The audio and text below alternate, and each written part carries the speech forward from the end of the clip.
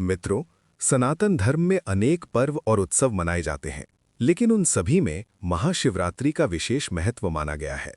ये केवल एक त्योहार नहीं, बल्कि आध्यात्मिक जागरण, आत्मशुद्धि और भगवान शिव की कृपा प्राप्त करने का महान अवसर है।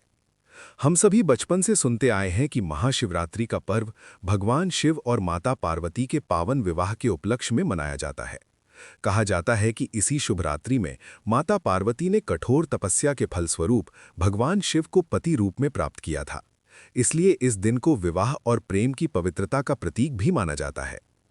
कुछ विद्वान ये भी बताते हैं कि जब देवताओं और असुरों ने मिलकर समुद्र मंथन किया था, तब समुद्र से अनेक दिव्य रत्न निकले थे। उन्हीं में से एक अत्यंत भयानक और घातक विष भी निकला था, जिसे कालकूट विष कहा जाता है। उस विष की ज्वाला से संपूर्ण सृष्टि नष्ट होने लगी थी। उस समय देवता और असुर दोनों भयभीत हो गए थे। तब भगवान शिव ने समस्त प्राणियों की रक्षा के लिए उस विष को स्वयं अपने कंठ में धारण कर लिया। उसी कारण भगवान शिव का नाम नीलकंठ पड़ा। लेकिन मित्रों, महाशिवरात्रि से जुड़ी एक और अत्यंत अद्भुत और प्रेरणादायक कथा शिव पुराण की रुद्र संहिता में वर्णित है। ये कथा हमें बताती है कि भगवान शिव केवल विधि विधान से की गई पूजा से ही प्रसन्न नहीं होते, बल्कि सच्चे भाव और अनजाने में किए गए पुण्य कर्म से भी भक्तों पर अपनी कृपा बरसाते हैं। आज हम उसी पवित्र कथा का वर्णन करने जा रहे हैं। पापी व्याध गुरुद्रोह का जीवन। बहुत प्राचीन समय की बात है। एक विशाल और घना जंगल था, जहां अनेक प्रकार के जंगली पशु पक्षी निवास करते थे। उसी जंगल में एक भील जाति का शिकारी रहता था, जिसका नाम गुरुद्रोह था। गुरुद्रोह का जीवन अत्यंत कठोर और पापपूर्ण था। वह जन्म से ही हिंसा और अधर्म के मार्ग पर चल पड़ा था। उसका स्वभाव अत्यंत क्रूर और निर्दयी था। उसे किसी जीव पर दया नहीं आती थी। वह प्रतिदिन जंगल में जाकर निर्दोष पशुओं का शिकार करता और उन्हें मारकर अपने परिवार का पालन करता था। उसका परिवार बहुत बड़ा था। उसके माता पिता वृद्ध थे, पत्नी थी और छोटे छोटे बच्चे थे। परिवार की जिम्मेदारी पूरी तरह उसी पर थी। लेकिन जीविका चलाने के लिए उसने कभी धर्म का मार्ग नहीं अपनाया। उसने हमेशा हिंसा, छल और चोरी जैसे कर्मों को ही जीवन का सहारा बनाया। धीरे धीरे उसका मन इतना कठोर हो गया कि उसे अपने पाप कर्मों का कोई पश्चाताप नहीं होता था। वह कभी मंदिर नहीं गया, उसने कभी भगवान का नाम नहीं लिया और उसने जीवन में कभी कोई पुण्य कार्य नहीं किया। समय इसी प्रकार बीतता रहा और वह पाप कर्मों में डूबा हुआ जीवन जीता रहा। महाशिवरात्रि का आगमन। एक दिन अत्यंत शुभ और पवित्र महाशिवरात्रि का पर्व आया। ये दिन भगवान शिव की आराधना के लिए सबसे श्रेष्ठ माना जाता है। इस दिन भक्त उपवास रखते हैं, रात्रि जागरण करते हैं और भगवान शिव का जल, दूध और बेलपत्र से अभिषेक करते हैं। लेकिन गुरुद्रोह जंगल में रहने वाला एक अज्ञानी और पापकर्मी व्यक्ति था। उसे इस पवित्र पर्व के महत्व के बारे में कुछ भी ज्ञात नहीं था। उसी दिन उसके परिवार की स्थिति अत्यंत दयनीय हो रही। कई दिनों से उचित भोजन न मिलने के कारण उसके माता पिता, पत्नी और बच्चे भूख से व्याकुल हो उठे। वे सभी उसके पास आए और विनती करने लगे, आज कुछ भी हो, हमारे लिए भोजन लेकर आओ, हम भूख से बहुत पीड़ित हैं। परिवार की करुण पुकार सुनकर गुरुद्रोह के मन में चिंता उत्पन्न हुई। यद्यपि वह कठोर हृदय वाला था, लेकिन अपने परिवार के प्रति उसका प्रेम जाग उठा। उसने निश्चय किया कि आज वह किसी भी प्रकार शिकार करके ही घर लौटेगा। शिकार की तलाश। गुरुद्रोह अपने धनुष बाण को लेकर जंगल की ओर निकल पड़ा। वह पूरे दिन जंगल में भटकता रहा। उसने अनेक स्थानों पर शिकार खोजा, लेकिन उस दिन मानो दैव योग से कोई भी पशु उसके सामने नहीं आया। धीरे धीरे सूर्य अस्त होने लगा और अंधकार फैलने लगा। गुरुद्रोह अत्यंत चिंतित और निराश हो गया। वह सोचने लगा कि आज यदि मैं खाली हाथ लौट गया तो मेरे परिवार का क्या होगा। मेरे माता पिता, पत्नी और बच्चे भूख से तड़पते रहेंगे। मुझे किसी भी प्रकार शिकार करना ही होगा। यह सोचते हुए वह जंगल में आगे बढ़ता गया। जलाशय के पास प्रतीक्षा। कुछ समय बाद वह एक शांत और सुंदर जलाशय के पास पहुंचा। उसने देखा कि वहां पानी पीने के लिए पशु आते होंगे। तब उसके मन में विचार आया, यदि मैं यहां प्रतीक्षा करूं तो अवश्य कोई पशु पानी पीने आएगा और मैं उसका शिकार कर सकूंगा। यह सोचकर वह पास ही खड़े एक विशाल बेल वृक्ष पर चढ़ गया और अपने शिकार की प्रतीक्षा करने लगा। उसे यह बिल्कुल ज्ञात नहीं था कि उसी बेल वृक्ष के नीचे भगवान शिव का दिव्य शिवलिंग स्थापित था। गुरुद्रोह अपने साथ थोड़ा जल भी लेकर आया था, ताकि रात भर जागते समय अपनी प्यास बुझा सके। अब वह वृक्ष पर बैठा केवल एक ही बात सोच रहा था, कब कोई पशु आएगा और मैं उसका शिकार करूंगा। मित्रों, उसे यह पता भी नहीं था कि उसी रात्रि उसका जीवन बदलने वाला था।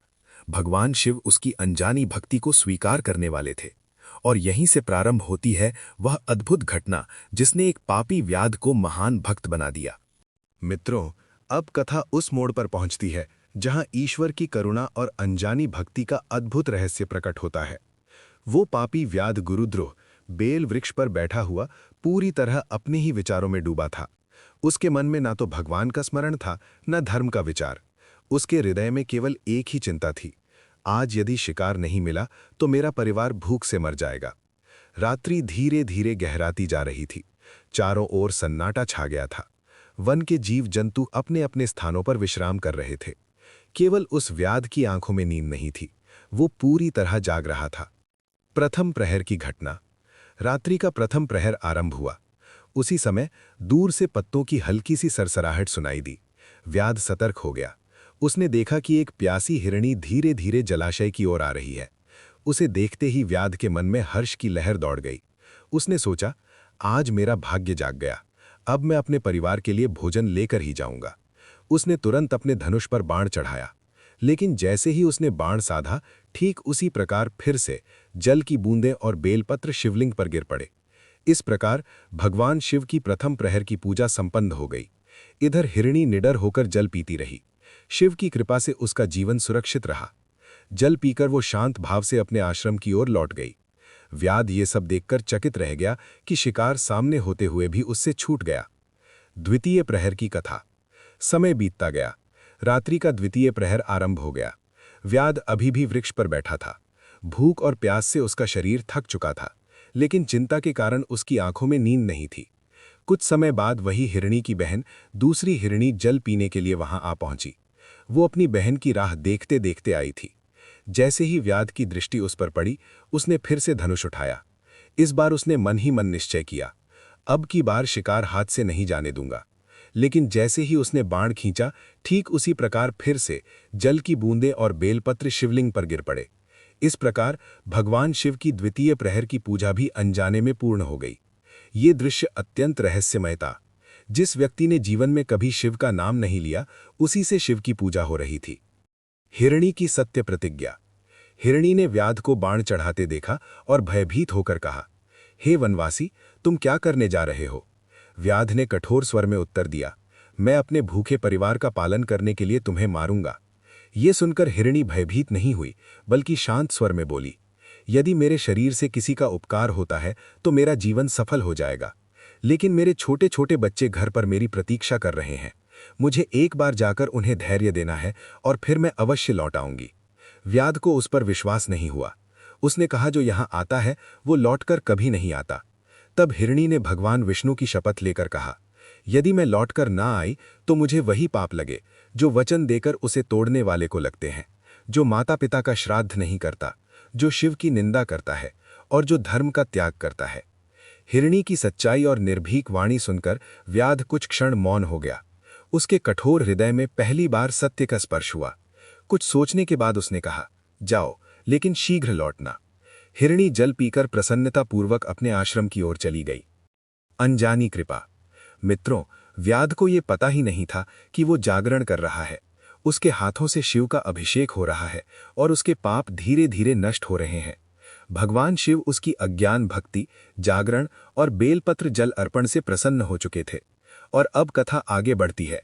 तृतीय प्रहर, हिरण की प्रतिज्ञा और व्याध के पूर्ण हृदय परिवर्तन की ओर। अब कथा अपने सबसे महत्वपूर्ण और भावपूर्ण चरण में प्रवेश करती है।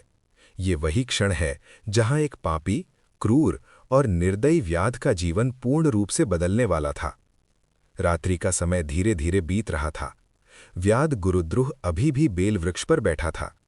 उसका शरीर भूख और प्यास से अत्यंत कमजोर हो चुका था। आंखों में थकान थी, लेकिन मन में चिंता इतनी अधिक थी कि उसे नींद नहीं आ रही थी। वो बार बार सोच रहा था, दो दो हिरणियां मेरे सामने से चली गईं। क्या आज मेरा भाग्य ही सो गया है? क्या मैं अपने परिवार के लिए भोजन भी नहीं जुटा पाऊंगा? उसे ये बिल्कुल ज्ञात नहीं था कि भगवान शिव उसकी परीक्षा ले रहे थे और उसके जीवन को नया मार्ग देने की तैयारी कर रहे थे। तृतीय प्रहर की घटना। धीरे धीरे रात्रि का तृतीय प्रहर आरंभ हुआ। चारों ओर गहरा अंधकार छाया हुआ था। वन में शीतल हवा बह रही थी। इसी समय जलाशय की ओर से फिर पत्तों की आवाज सुनाई दी। व्याध तुरंत सतर्क हो गया। उसने देखा कि इस बार एक सुंदर और बलवान हिरण जल पीने के लिए वहां आ रहा है। हिरण को देखते ही व्याध अत्यंत प्रसन्न हो गया। उसने मन ही मन सोचा, ये हिरण तो बहुत बड़ा और स्वस्थ है। यदि मैं इसका शिकार कर लूं तो कई दिनों तक मेरे परिवार को भोजन मिल जाएगा। उसने तुरंत अपने धनुष पर बाण चढ़ाया, लेकिन जैसे ही उसने बाण साधा, उसी क्षण फिर वही अद्भुत घटना घटी।